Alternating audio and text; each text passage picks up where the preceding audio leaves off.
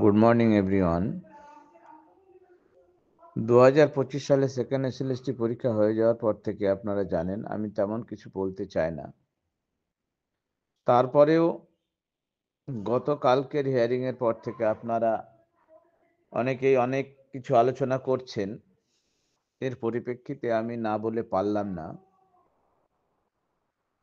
2024 সালের 22শে এপ্রিল থেকে 10শে নভেম্বর 2025 1 বছর 9 মাস 19 দিন, অর্থাৎ 19 মাস 19 দিন সময় লেগে গেল আপনাদের এই সামান্য কথাটা বুঝতে, যে ফাঁকা মাঠে গোল দিয়ে অন্যায়ভাবে সেটিং করে বিচারপতিরা আমাদের চাকরিটা খেয়েছে। এটা আপনাদের বুঝতে 19 মাস 19 দিন সময় লেগে গেল। মানে এইটা সব থেকে দুঃখের বিষয়। আপনাদের আমি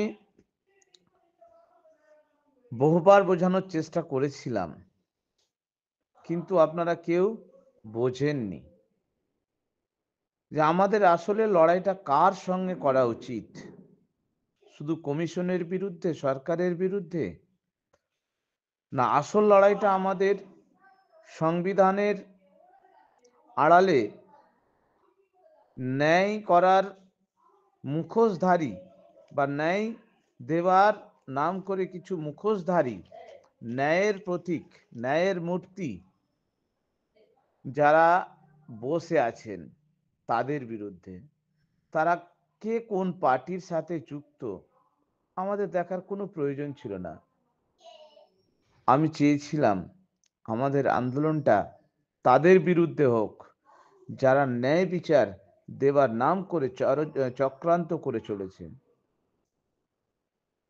আমাদের আন্দোলনটা এমনভাবে হোক যে ওই অন্যায়কারী, ওই চক্রান্তকারী, ষড়যন্ত্রকারী যে বিচার ব্যবস্থা, যে প্রশাসন, যে গোয়েন্দা সংস্থা, সে যেই হোক না কেন, তাদের বিরুদ্ধে এমন আন্দোলন গড়ে তুলতে হবে যাতে তাদের শ্বাস প্রশ্বাস নেওয়া বন্ধ হয়ে যায়। আমরা যদি এটা করতে পারতাম, কারো হিম্মত হতো না যে আমাদেরকে দ্বিতীয়বার বিনা অপরাধে চাকরি থেকে সাসপেন্ড করে দেওয়া, বরখাস্ত করে দেওয়া বা আমাদের চাকরি কেড়ে নেওয়া। এটা কখনোই কাম্য ছিল না, কিন্তু আমরা এটা চাইনি। কারণ আমরা যারা 2016 সালের শিক্ষক, তাদের মধ্যে কয়েকটা শ্রেণী রয়েছে। কিছুজন আছে খুব স্বার্থপর, কিছুজন রয়েছে অন্য কেউ করুক আমি যাব না, কিছুজন অত্যন্ত চালাক, ভাবলো যে সবাই লড়াই করছে, জিতলে তো ফল আমিও ভোগ করব। কেউ ভাবলো পড়াশোনা করি, পরীক্ষাটা যদি হয় তাহলে আমি শুধু পাশ করি। এইরকম মানসিকতা আমাদের মধ্যে ছত্রে ছত্রে প্রবেশ করে রয়েছে বলেই এই 2016 সালের যোগ্য শিক্ষকরা কিন্তু কোনোভাবে সঠিক পথে, সঠিকভাবে আমরা লড়াইটা করিনি। আমার এখন মাঝে মধ্যে মনে কি হয় জানেন,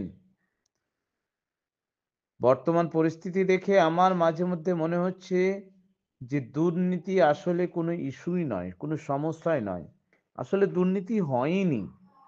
তাই কোনো বিরোধী পার্টি বা তাদের উকিলরা বা কোনো প্রশাসন বা কোর্ট, হাইকোর্ট হোক বা সুপ্রিম কোর্ট হোক, কেউ এই বিষয় নিয়ে চিন্তিত নয় যে দুর্নীতি হয়েছে এবং কারা দুর্নীতি করেছে, কিভাবে করেছে, এই বিষয়ে কেউ চিন্তিত নয়। তার মানে কি, দুর্নীতি আসলে হয়নি বলেই তারা সবাই চুপচাপ। কিন্তু তাদের একটা রাজনৈতিক ময়দান তৈরি করতে হবে। তার জন্য এই নিরীহ শিক্ষকদের, শিক্ষা কর্মীদের বলি দিয়ে দেওয়া হলো এবং এমন মারণ প্যাচে জড়িয়ে দেওয়া হচ্ছে বারবার, high court supreme court, high court supreme court. আজকে বর্তমানে যারা চাকরিজীবী পশ্চিমবঙ্গে, তারা চাকরি করে তাদের সংসার চালানো, সঠিকভাবে সংসার চালানো দায়ভার হয়ে যাচ্ছে, যিনি জর্জরিত। আর একজন শিক্ষক, একজন অশিক্ষক, এইভাবে দীর্ঘদিন supreme court high court supreme court high court, এত টাকা আসবে কোত্থেকে?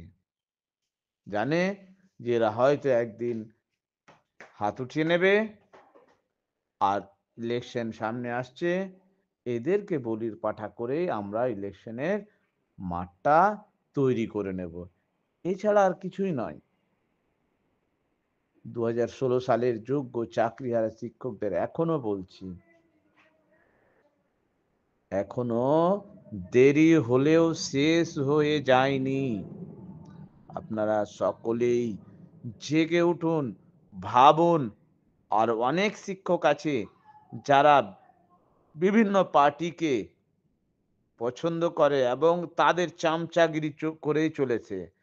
তাদের আমি বারবার বারবার বলছি, যদি আপনি সত্যি শিক্ষক হন, যোগ্য শিক্ষক হন, আপনার গায়ে যদি রক্ত মাংস থাকে, আপনি যদি আপনার মায়ের সন্তান হন, তাহলে আপনি ওই সমস্ত কিছু ত্যাগ করে 2016 সালের শিক্ষক এবং অশিক্ষক প্রত্যেকেই একত্রিত হন, ঐক্যবদ্ধ হন এবং এই পান্ডাদেরকে বুঝিয়ে দিন, যারা আপনার চাকরি খেলো, যারা আপনার সহকর্মীদের প্রাণ নিল, যারা আপনাকে এই 19 মাস 19 দিন ধরে পথে পথে কাঁদালো,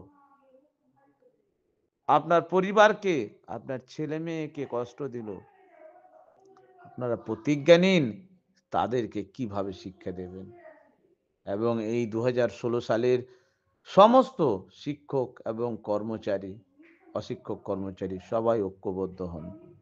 প্রথমে ডিভাইড করে দেওয়া হলো যোগ্য অযোগ্য, তারপরে ডিভাইড করে দেওয়া হলো শিক্ষক এবং অশিক্ষক কর্মচারী, তারপরে আজকে ভাগ করে দেওয়া হচ্ছে প্যানেল এক্সপায়ারি এবং ভ্যালিডিটি অফ প্যানেল।